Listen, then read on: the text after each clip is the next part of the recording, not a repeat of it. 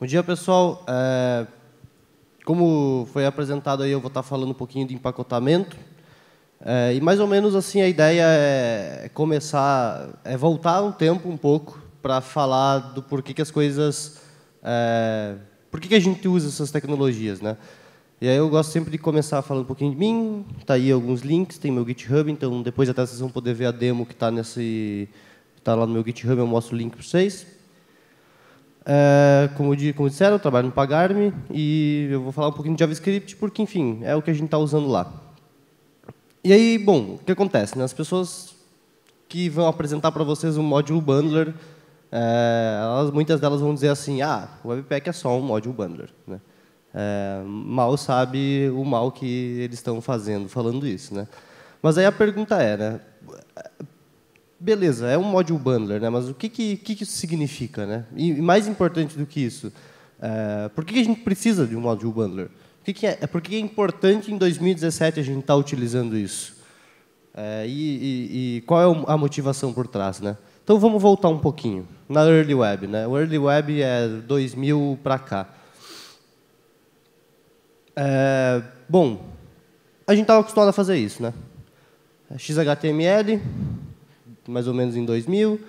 Você fazia vários arquivos JavaScript, você colocava eles lá numas tags script e sucesso. Tudo funcionava, né?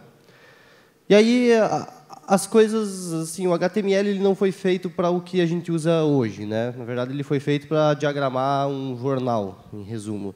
E a gente precisou ir mudando e evoluindo essa coisa para chegar num ponto um pouco mais avançado. Afinal, a gente queria fazer coisas interativas.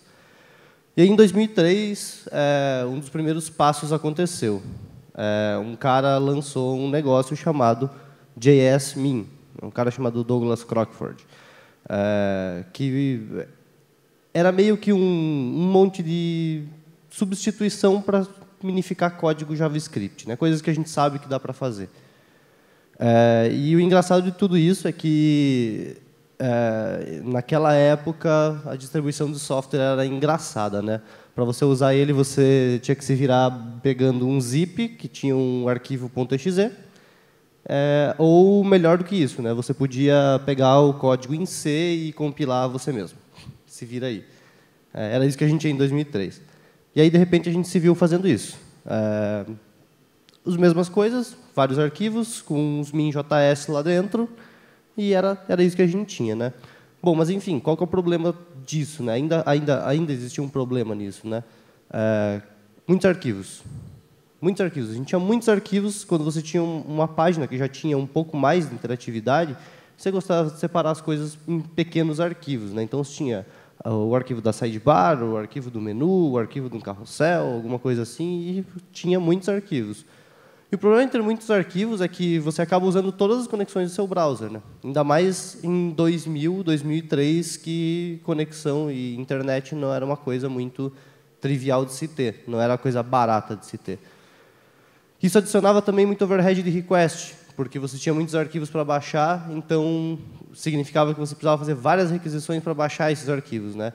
E esse overhead é uma coisa que você não deseja também ter quando você está num mundo em que a maior parte das pessoas ainda tem uma conexão de internet bastante limitada. E também, um outro problema clássico é que, quando você tem múltiplos arquivos, é difícil de você ter uma invalidação de cache que seja coerente. O que isso significa? Que, quando você muda em múltiplos arquivos, eles sejam invalidados juntos. A invalidação de um pedaço do arquivo é péssimo. Idealmente, você deseja que o cache seja invalidado de maneira atômica. E isso era muito difícil. E aí a gente chegou à primeira conclusão clássica, né, do desenvolvimento. Né? Por que a gente não concatena os arquivos? A gente podia fazer isso. Só que, infelizmente, isso era possível? Não. Isso não era possível, porque a gente estava fazendo um JavaScript ruim. A gente éramos péssimos programadores de JavaScript, né? Que não é muito difícil de fazer, né? Dado que é JavaScript, no final das contas. Por que era o JavaScript ruim que a gente fazia? A gente fazia isso. Você tinha dois arquivos, esses arquivos tinham um variável counter lá dentro, com o mesmo nome. E aí, quando você concatenava o arquivo com outro arquivo, você tinha esse problema aí. Você tinha duas variáveis com o mesmo nome e você ia dar clash de nome de variável. Bom, então, para a gente poder isolar o escopo do arquivo, surgiu a ideia da gente empacotar, né, ou colocar todo o arquivo dentro de uma função imediata. Que é isso aí. É uma função que você define ela e executa logo depois. Qual que é o benefício disso? Quando você faz isso, você consegue concatenar todos os arquivos e isolar o escopo de cada um dos arquivos, porque cada função nova é um novo escopo. E quando você concatenar todos os arquivos, você vai simplesmente não influenciar um arquivo no escopo do outro. Então, a gente já tinha algumas coisinhas, né? E aí, assim, nessa época, cada arquivo era um módulo. A gente já tinha mais ou menos esse conceito. E aí, agora, a gente podia simplesmente concatenar todos os arquivos, mais uma vez. E aí, a gente vai ter um bundle. Então, em 2003, 2004, a gente já fazia o que a gente faz hoje, de maneira bastante manual, mas um pouco análoga. A gente tinha arquivos, que eram módulos, e a gente tinha o arquivo concatenado final, que era o nosso bundle. Ninguém chamava desse jeito, mas era o que a gente tinha. E aí a gente se viu fazendo isso. Um arquivo único, min.js. Então, primeiro você concatenava, depois você minificava, e você tinha a tua aplicação inteira num único arquivo. E aí, em 2006, passado bastante tempo, surgiu um cara bem legal. The New Wave JavaScript, ou também conhecido como jQuery. jQuery foi uma revolução na época, quebrou a cabeça de muita gente, porque em 2006 a gente tinha coisas do tipo IE5 e IE6, que eram browsers péssimos. Nem especificação do DOM eles seguiam, eles tinham a própria especificação do DOM, afinal era Microsoft.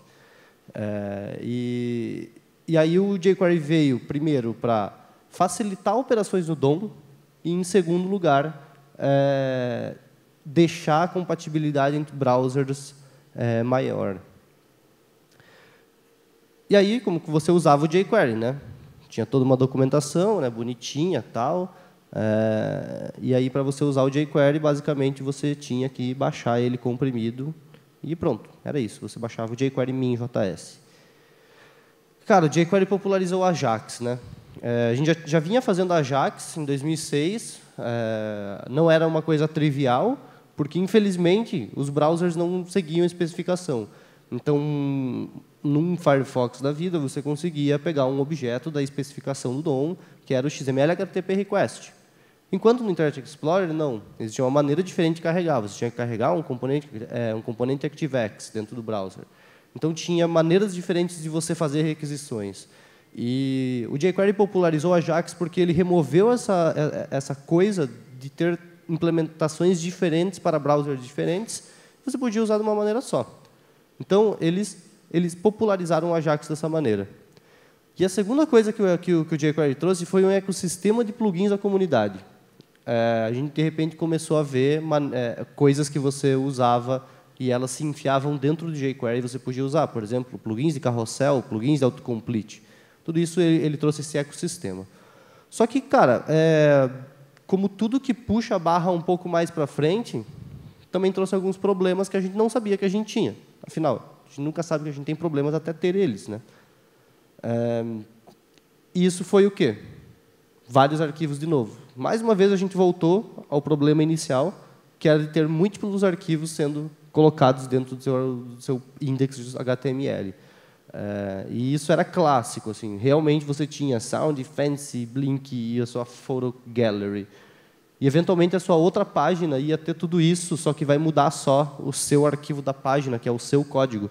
Mas você vai ter que importar todas as dependências, afinal, o header que você fez tem um carrossel. Então, esse header tem todas as páginas, então, todas as páginas têm esses imports. E aí você tem uma próxima página que também tem a mesma coisa. E aí, poxa, a coisa começa a ficar meio chata. Por quê? Primeiro problema de tudo isso. A ordem das dependências é manual. Eu preciso manualmente colocar... Se o Fancy depende do Sound, eu tenho que colocar o Sound antes do Fancy. Só que se dois caras dependem do mesmo, como é que a gente ordena essas dependências, né?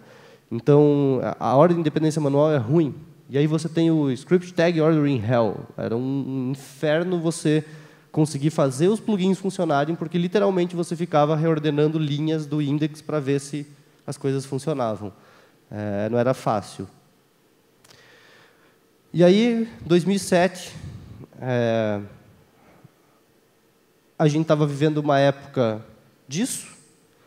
Essa era a internet que a gente conhecia como internet móvel, ou isso era o que a gente conhecia como os smartphones. E esse era o browser que a gente tinha, né? Um browser que não conseguia nem ler HTML padrão. E, cara, como tudo, alguém ia puxar a barra para cima.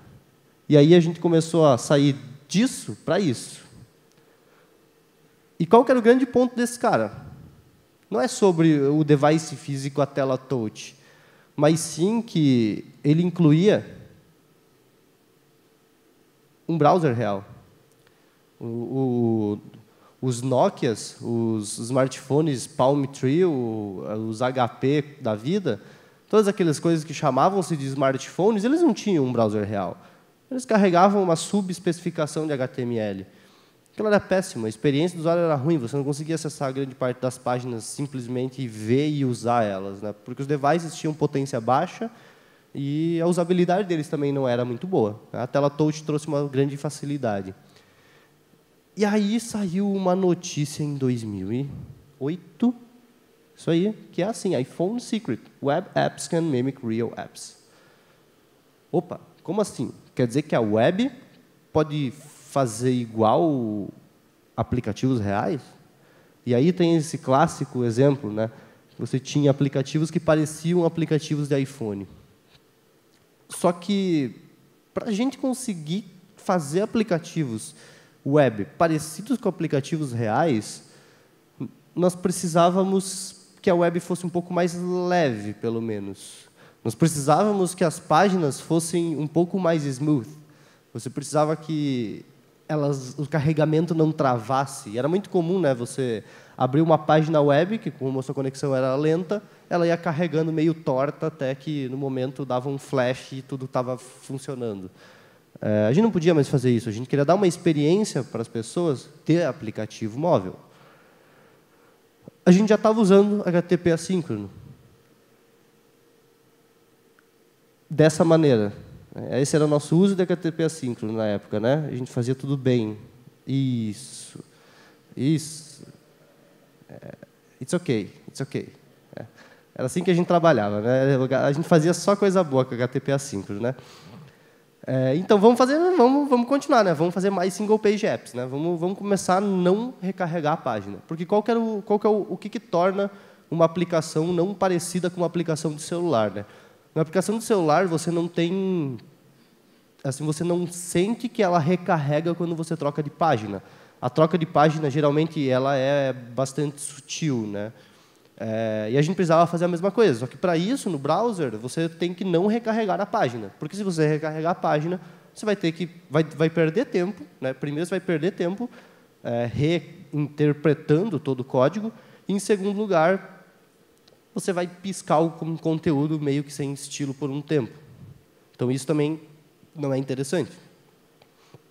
E nesse approach novo de single page apps, a gente também já tinha um outro problema, né? O aplicativo inteiro era baixado. Mais uma vez, você tinha aquele bundle, app.bin.js, com tudo lá dentro e, cara, um monte de coisa. Inclusive, código não necessário. E qual era o problema? Até então, a gente estava tendo uma evolução que era assim, em 2008, você já podia colocar umas imagens não comprimidas numa página web, porque, sei lá, as pessoas já tinham uma conexão melhor. Só que aí chega um cara que nem um iPhone da vida, com uma conexão 2G, mas depois uma conexão 3G, né, no ano seguinte, e quebra a cabeça de todo mundo, porque você volta a ter uma conexão que não é muito forte. E você volta a ter que fazer aplicativos que são mais leves. E você não podia ficar baixando código desnecessário. E aí a gente precisava do quê? A gente precisava de carregamento preguiçoso, ou lazy load, né? A gente precisava carregar as coisas de maneira progressiva. Nós precisávamos definir ordem de dependência. A gente ainda não tinha resolvido o problema de script tag. E aí, em 2009, esse cara fez esse primeiro commit aqui.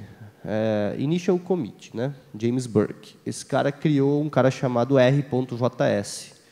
E foi nesse ano em que o CommonJS nasceu e foi nesse ano que o RJS nasceu. E aí a nossa vida ficou muito melhor, por quê? Olá, módulos assíncronos. A gente podia fazer aplicações que são carregadas devagar. Você pode pedir um pedaço da sua aplicação durante o runtime, você não precisava carregar tudo de uma vez. E aí a gente se viu fazendo isso, importando o R.js. O R.js dava uma função chamada require, por acaso. Você dava um require no seu app.js, e o seu app.js tinha essa tag, essa chamada de função require, pedindo o jQuery fancy, o jQuery sound, e passando uma função de callback, que era onde você tinha certeza que esses módulos estavam inicializados. Como eram módulos do jQuery nesse exemplo, eles se registravam dentro do jQuery. Então, eu podia chamar target.fancy e tudo ia funcionar. E isso é muito legal, porque agora os single-page apps eles podiam carregar código de maneira progressiva. Então, você poderia, por exemplo, quando o usuário clicasse no menu, você carrega, por exemplo, a página inicial com pouco código. Mas quando ele clica no menu, você requer a parte do código que vai para aquela seção e começa a executar aquilo. Então, você baixa as coisas de maneira progressiva. Mas, com dependências, qual era o problema? Você tem que gerenciar elas, né? Não adianta só você ter dependências, você precisa gerenciar dependências também. E, cara, qual que era o nosso padrão de gestão de dependências na época? O nosso padrão de gestão de dependências era baixa o arquivo .min.js, copia e cola para dentro de uma pasta vendor clássica que você vai ter, e, boa, isso aí. Dropa dentro do projeto, e é isso. É isso que a gente tinha. Maravilha, né? Gestão de dependências, nota 10.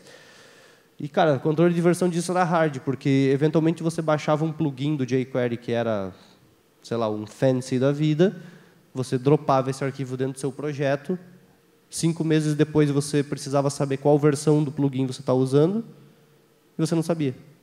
Por quê? Porque você baixou e esqueceu de anotar isso em algum lugar. Então, controlar versões das coisas eram difíceis. Como que a gente fazia? Escrevia um arquivo de texto, ou colocava um meta-comentário. Então, hoje em dia, os pacotes, quando você baixa o min.js, ele tem o nome e a versão em cima. Alguns pacotes têm isso. Então, era mais ou menos esse controle que a gente fazia, né? E em 2010, boom, Node.js surgiu. Uau, JavaScript fora do browser, que legal, estamos livres do browser, porque até então era engraçado, né? Ou você usava um JSMin, que era um programa, que você fazia um shell script para chamar ele, ou, como eu, em 2006, fazia, você ia pegar o arquivo, selecionar todo o código, jsmin.com, colar o código dentro do JSMin, clicar no botão minificar, copiar o conteúdo minificado e jogar no arquivo minificado. Era isso que as pessoas faziam. Em 2006, era literalmente isso que as pessoas faziam. E aí, cara, qual que foi o grande sucesso para mim quando o Node surgiu, né? Ele foi baseado em módulo do dia zero. Ele era CommonJS Modules. Então, aquele require que vocês viram ali é o mesmo require que o Node usa. Era a mesma interface, né? E isso nos libertou do browser. Por que eu acho que é o mais legal do que aconteceu no Node, né? Em 2008, 2010, as pessoas estavam usando frameworks de desenvolvimento web como o Rails. Rails é uma framework de desenvolvimento web maravilhosa e o Rails trouxe para a comunidade de front-end JavaScript uma série de ferramentas que não dava para se fazer em JavaScript devido à dependência do browser. Um exemplo disso. O Rails tinha um negócio chamado Asset Pipeline, que tem até hoje, na verdade, que ele consegue fazer a compilação de CoffeeScript para JavaScript, de Sass para CSS. O próprio Sass era escrito em Ruby na época. Então, a comunidade Ruby que vinha fomentando ferramentas para o JavaScript. E quando surgiu o Node, a gente podia desenvolver ferramentas para JavaScript em JavaScript. A gente não precisava usar mais outras linguagens. Afinal, eu sou um programador JavaScript, eu quero fazer coisas em JavaScript. E outro benefício que o Node trouxe é Standard Packages. Package JSON define um protocolo de como você define um pacote. Então, esse problema de dependency hell que a gente tinha de versionamento foi resolvido usando o package JSON. Legal. E outra coisa, ele trouxe para a gente um package manager, porque era isso que a gente fazia. A gente tinha que baixar as dependências na mão. Um package manager resolve esse problema. Você declara, mais uma vez, de maneira declarativa, quais são as suas dependências e a ferramenta faz o download para você. Né? Quem nunca, no passado, escreveu um script que baixava todas as dependências e jogava numa pasta vendor? Era isso que a gente fazia. Então, o Node trouxe isso para a gente. E, com o poder do Node, um monte de ferramenta foi criada. Um monte de ferramenta foi criada. Hoje a gente tem o Babel, que é um compilador de JavaScript, que é um monstro de gigante que foi feito só porque o Node surgiu. E a gente podia escrever coisas em JavaScript.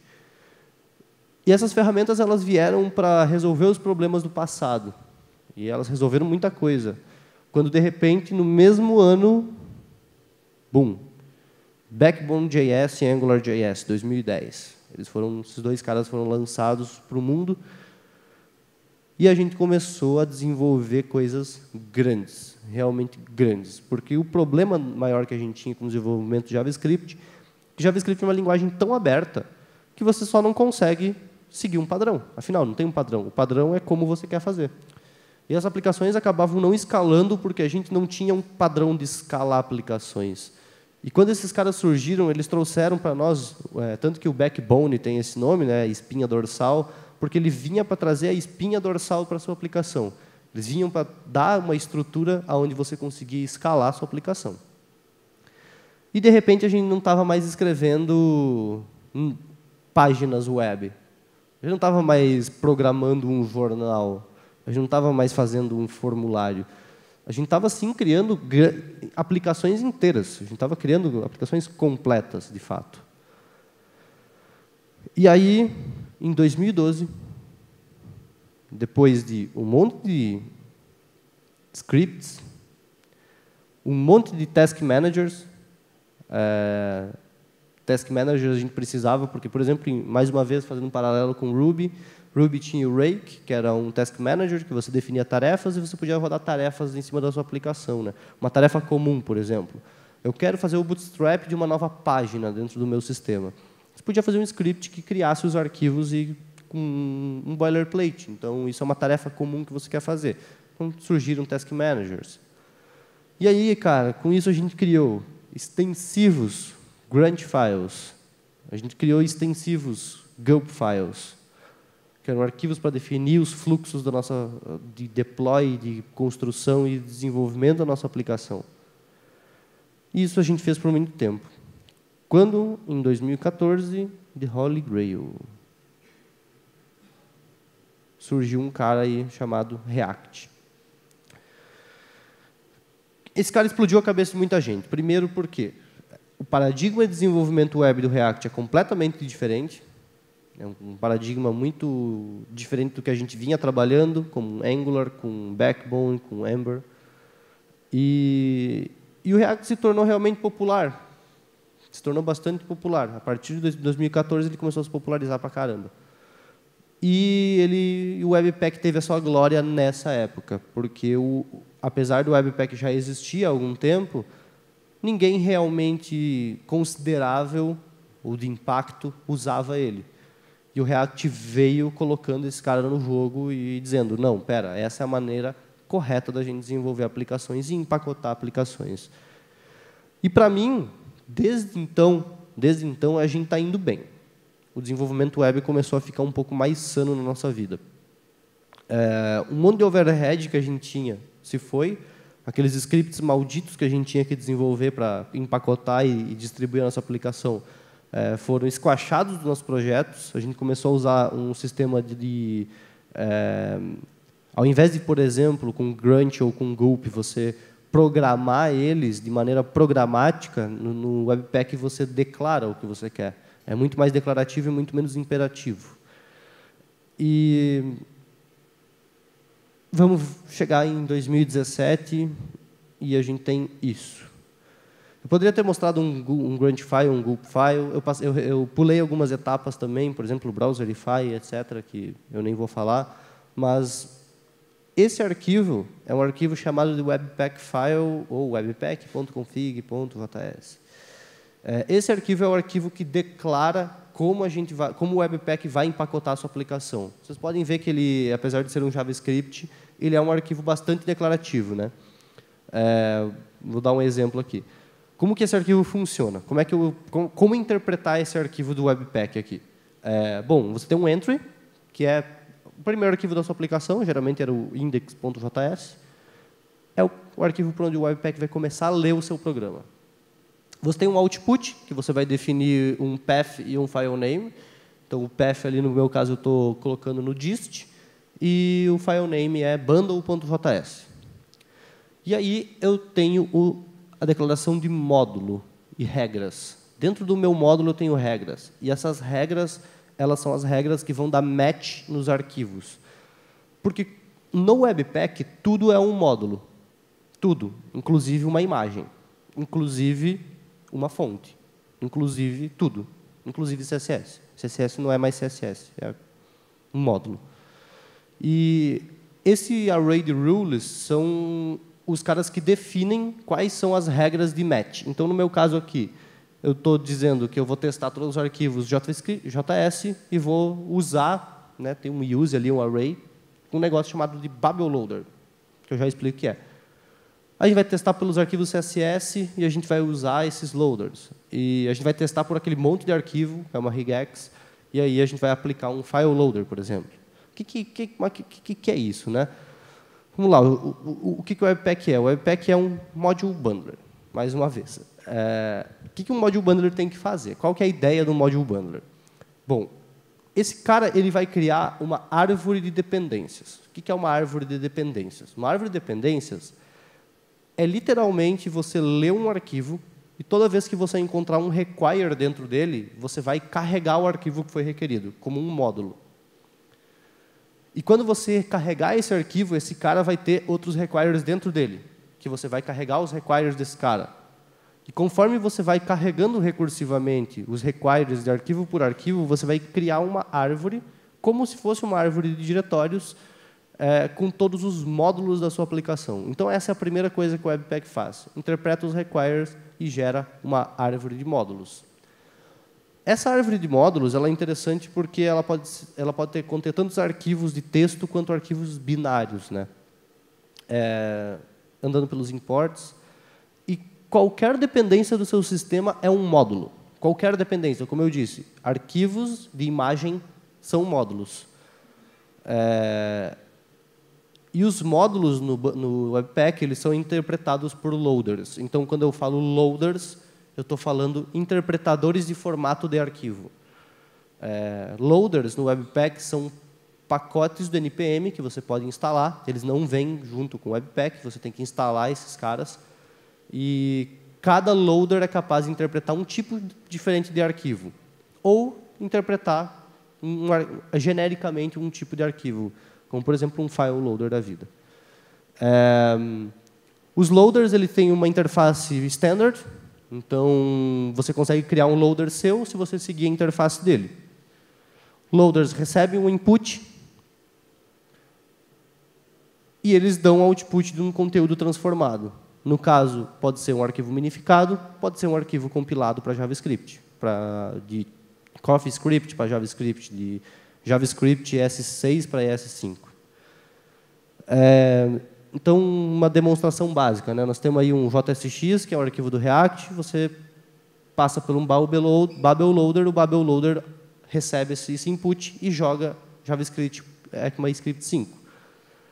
Você tem um arquivo do Sass, você pode passar por um PostCSS Loader e gerar CSS.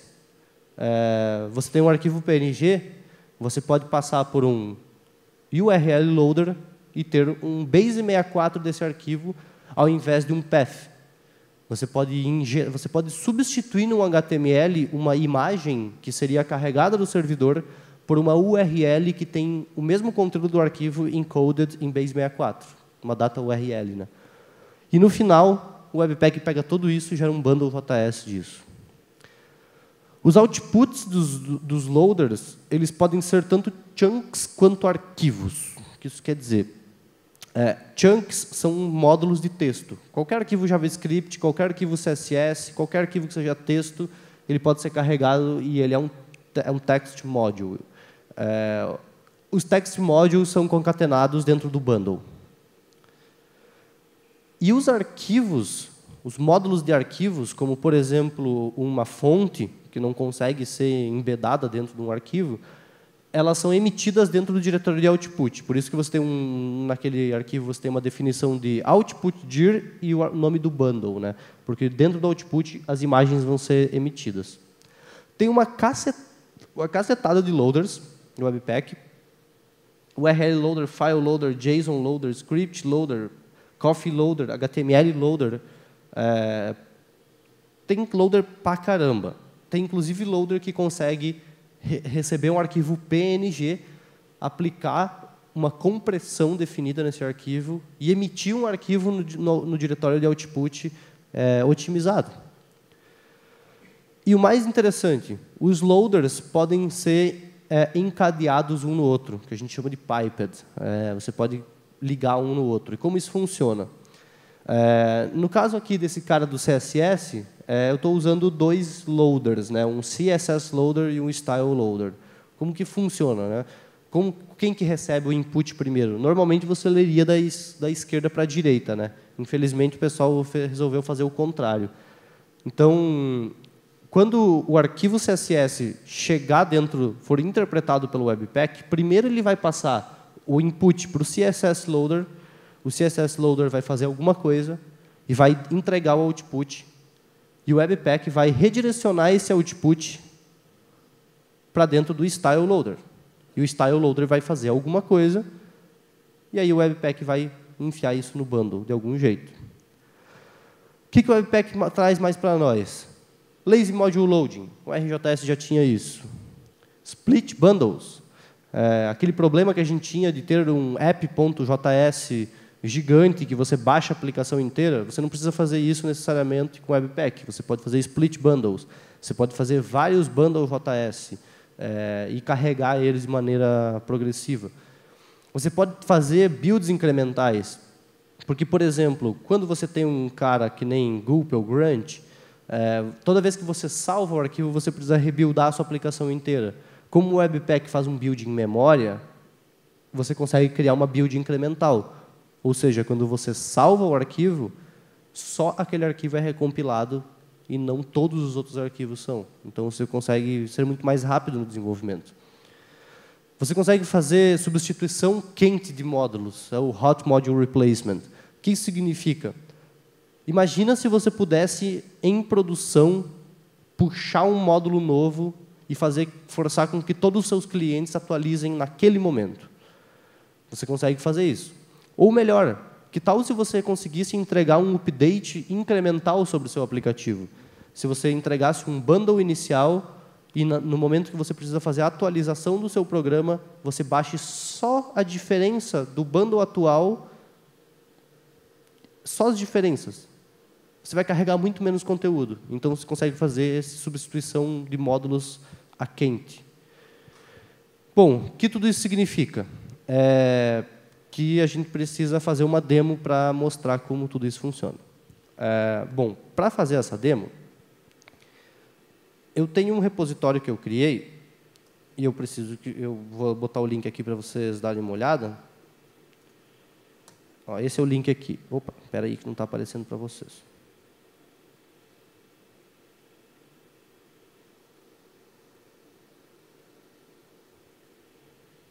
Esse é o link do cara, eu vou dar um zoom aqui para vocês verem melhor. Nessa URL aqui, github.com/derrickstaves/webpacktalk, vocês conseguem ver um repositório que eu criei. E nesse cara, tem alguns commits. Está cortando um pouquinho ali. Tem alguns commits que vão estar construindo um repositório. um projeto usando o Webpack de maneira progressiva. A gente vai começar andando por essa árvore e dando uma entendida no que cada commit desses significa para a gente.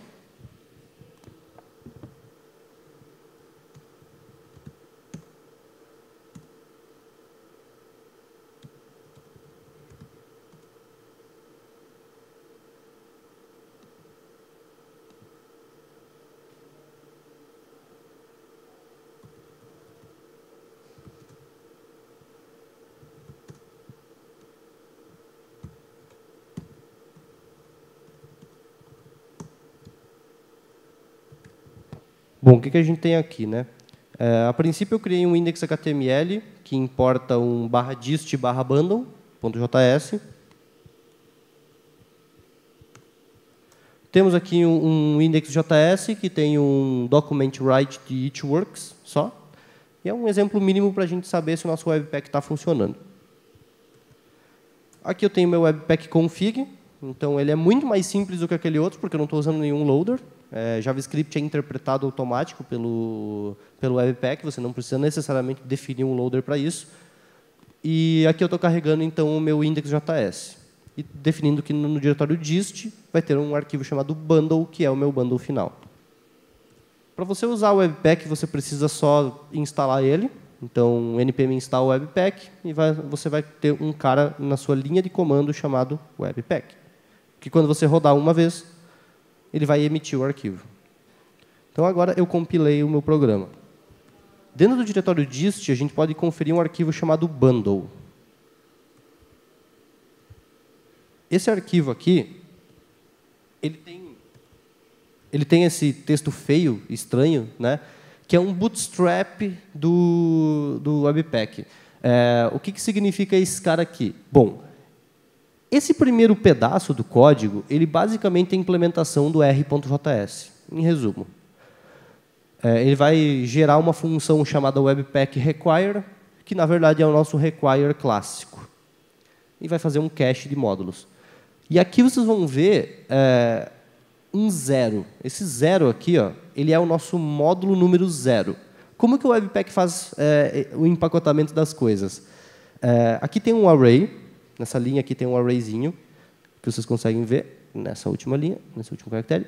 E cada módulo ganha um índice. Eles não têm mais nome. Quando você dá lá um require jQuery, ele vai virar um require 1.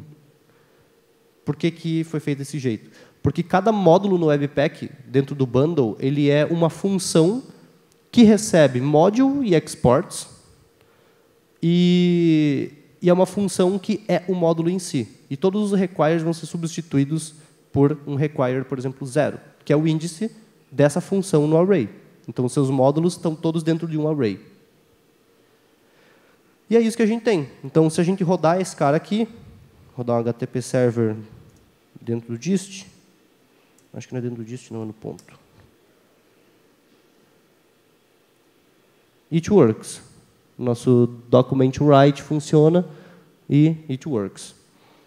Agora, isso é muito simples, né? Isso aí não tem graça nenhuma. Você falou que andava numa árvore, gerava uma árvore de dependências e né? Vamos dar mais uma olhadinha aí na nossa branch para ver o que mais que a gente tem. Aqui eu adiciono uma estrutura um pouco mais complexa. Eu implemento alguns componentes usando HTML plano. Então, eu vou criar tags mesmo de elementos. Deixa eu dar um update na árvore. Então, eu tenho meu index.js, que vai dar um import. Agora, eu já estou usando o import de ECMAScript 6. Tá? O Webpack interpreta isso para a gente. Você não precisa nem transpilar. Então, eu vou carregar o módulo app do diretório app. Que dentro do diretório app, a gente tem um outro index, que vai importar um componente button e um componente header, e vai appendar eles dentro do nosso body. Dentro do diretório components button, eu tenho dois componentes, que são funções que criam nodos e retornam esses nodos HTML. Beleza? Então, nada muito simples, não tem nenhuma framework JavaScript inserida no meio disso. É velho e plano HTML. E aí, vamos buildar isso aí. A gente roda um Webpack, mais uma vez. E aí a gente tem o resultado da nossa build. Vamos dar uma olhada lá no nosso dist.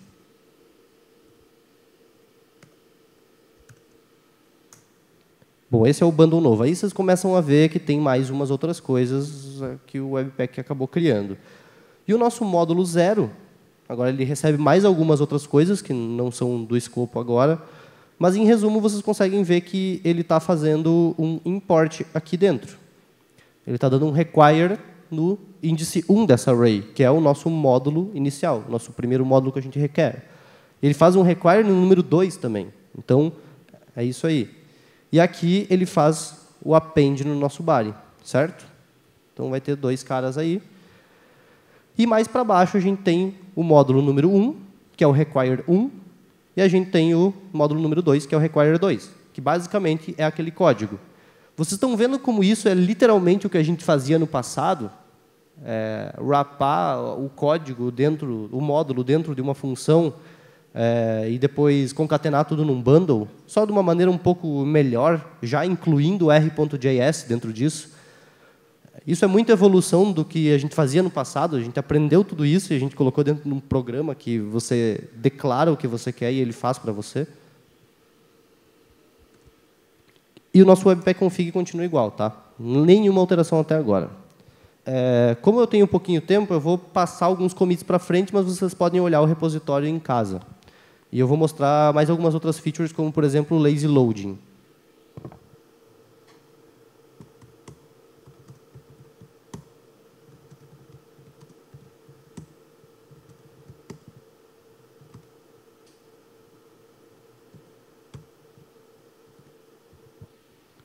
Bom, aqui eu já tenho umas coisas mais complexas, mas, em resumo, eu ainda tenho aquele Hello World, eu tenho um botão Play Song, e eu tenho uma função Play Song que vai carregar um arquivo. Como é que você faz carregamento lazy no Webpack, né?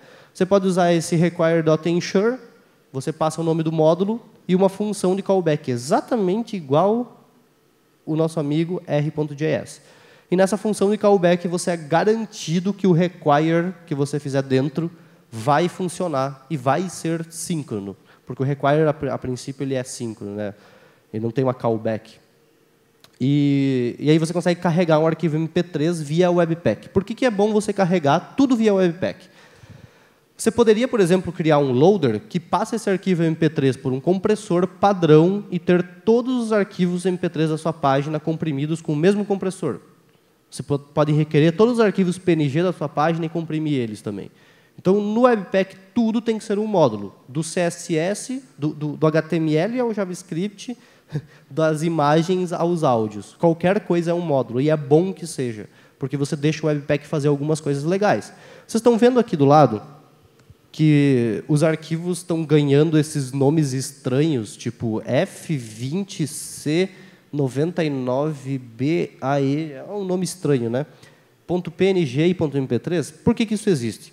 Bom, olha qual era o problema legal, né? Na web antiga, você deployava um site novo com uma imagem nova e 50% dos clientes tinham a imagem nova, 50% tinha a imagem antiga, você não sabia por quê. Porque o browser deles não respeita a porra do cache. O Webpack tira e coloca um hash em todos os arquivos para que, quando o arquivo mudar, não seja mais o mesmo arquivo. E aí você tem a garantia de que o cache vai ser invalidado. Você hasheia todos os arquivos automático. Então, por isso que é legal. E aí, agora, você já pode rodar o Webpack aqui nesse cara. Vocês já veem que demora um pouquinho mais. E aí, vamos ver o Webpack File, né? Para que eu consiga carregar imagens e para que eu consiga carregar outras coisas, então eu criei aqui as configurações do meu loader. Primeiro eu carrego um style loader, CSS loader clássico. Deixa eu tirar esse terminal que vocês não estão enxergando, né?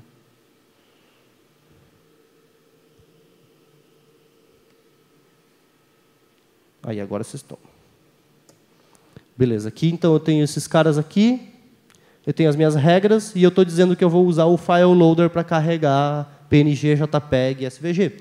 E para carregar imagens, eu estou usando um cara chamado Image Webpack Loader, que é o que eu falei para vocês, ele faz a compressão dos arquivos. Eu coloquei dentro de um diretório de config aqui.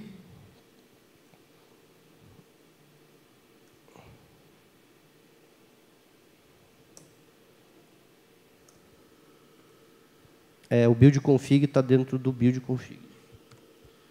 Aqui dentro eu coloquei a configuração do Image Loader, então ele tem ali um nível de otimização, a qualidade que eu quero.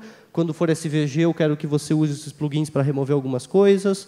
Então, tem a configuração desse cara. Então, vocês podem ver que quando a imagem passa pelo Webpack, ela vai ser comprimida. Eu podia fazer a mesma coisa para o áudio. E, bom, qual que é o resultado desse cara, né? O resultado desse cara é essa paginazinha aqui. Tem um botão aí de Play Song, tem aquela imagem que foi comprimida. Então, essa imagem aqui foi comprimida pelo Webpack. E tem um botão Play Song que vai fazer o Require Ensure, né? Para vocês verem que funciona, eu vou estar colocando aqui a aba de rede do browser para vocês verem que as coisas vão ser carregadas lazy. Dei um F5 novo. Geralmente essa aba ela não aparece da primeira vez. Aí, está aparecendo. Quando eu clicar nesse botão, vai ser feito o download do áudio que o Webpack colocou com um nome estranho para mim. E aí está tocando musiquinha.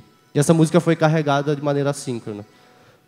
Beleza, você disse que você poderia muito bem colocar a imagem para ser carregada de maneira normal, o áudio para ser carregado de maneira normal, mas com isso você vai ganhar todos os benefícios que eu falei. Compressão, invalidação de cache de maneira coerente. E ainda ganha essas coisas que se você usar os Require Ensure, você carrega toda a sua aplicação de maneira lazy. Deem uma olhada no repositório. Mais uma vez, o link dele é esse aqui.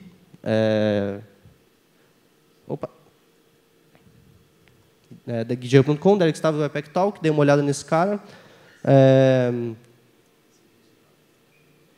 Se vocês quiserem dar uma referência também, ver a referência, aqui tem os links que eu peguei, e depois vocês podem pegar, provavelmente, no site do evento, os detalhes da apresentação.